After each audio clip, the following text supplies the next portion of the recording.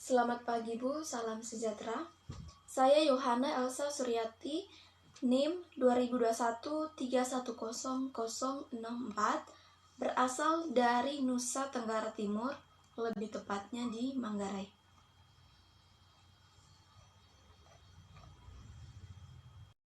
Seperti yang terlihat dalam video ini, sudah diketahui bahwa di daerah Manggarai, jenis lahan yang paling luas yaitu jenis lahan kering, di mana biasanya itu mengharapkan dari curah hujan. Lahan ini juga itu memiliki kondisi agroekosistem yang beragam. Umumnya belereng dengan kondisi kemantapan lahan yang kurang atau peka terhadap erosi, terutama bila pengelolaannya tidak memperhatikan kaidah konversi tanah. Jenis tanaman yang ditanam pada pertanian lahan kering itu biasanya yang ada di daerah saya yaitu kopi, cengkeh, coklat, jagung, dan tanaman lainnya yang memiliki potensi yang sangat bagus ditanam di daerah saya.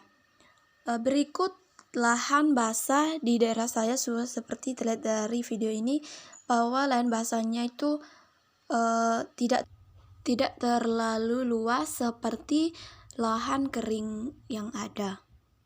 Baik, dari penjelasan yang sudah dijelaskan di atas tadi, pada dasarnya kedua jenis lahan yang ada di Manggarai memiliki keunggulannya masing-masing dan juga kelemahan masing-masing.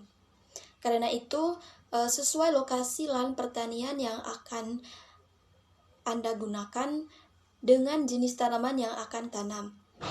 Kebanyakan kita lebih mengenal lahan pertanian kering karena merupakan lahan pertanian yang lokasinya dekat dengan pemukiman dan merupakan lokasi yang banyak ditemui secara luas di daerah saya.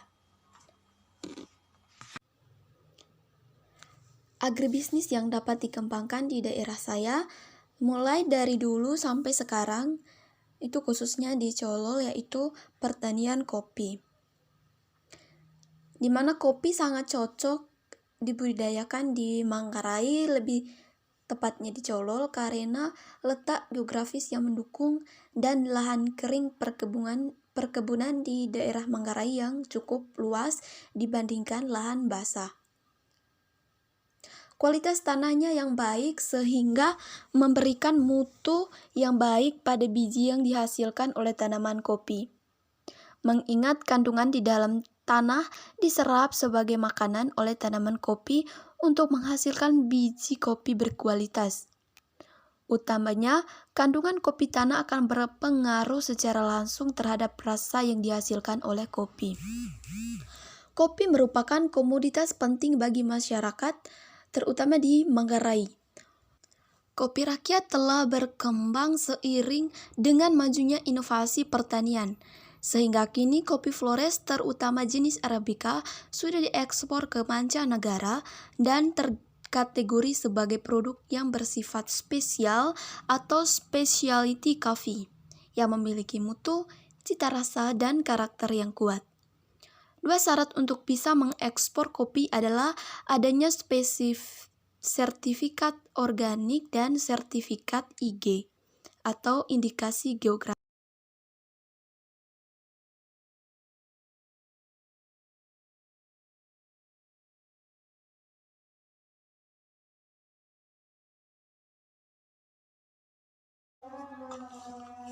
Baik, berikut saya akan menjawab pertanyaan dari nomor 2. Salah satu contoh peranan agribisnis di daerah saya adalah meningkatnya pendapatan masyarakat dari hasil produksi kopi. Dan peran agribisnis dalam perekonomian nasional saat ini yaitu satu, kontribusi dalam pembentukan GDP, yang kedua, kontribusi dalam penyerapan tenaga kerja, yang ketiga, kontribusi dalam perdagangan internasional, yang keempat, kontribusi dalam pembangunan ekonomi daerah. Yang kelima, kontribusi dalam ketahanan pangan nasional. Yang keenam, kontribusi dalam pelestarian lingkungan hidup.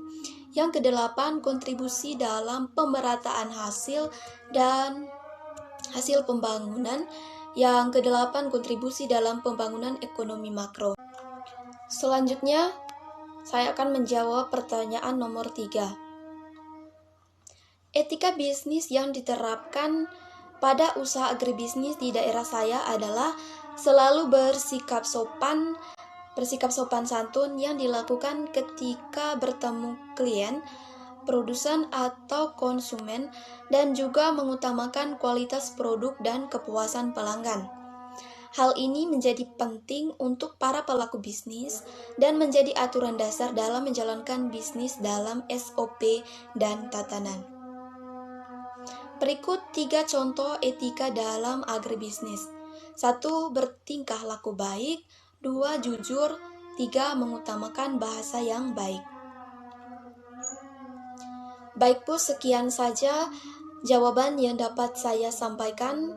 Begitu banyak kekurangan yang ada, yaitu dari segi bahasa maupun penggunaan kata-kata dan juga kualitas jawaban yang kurang maksimal. Saya memohon maaf yang sebesar-besarnya. Terima kasih Bu.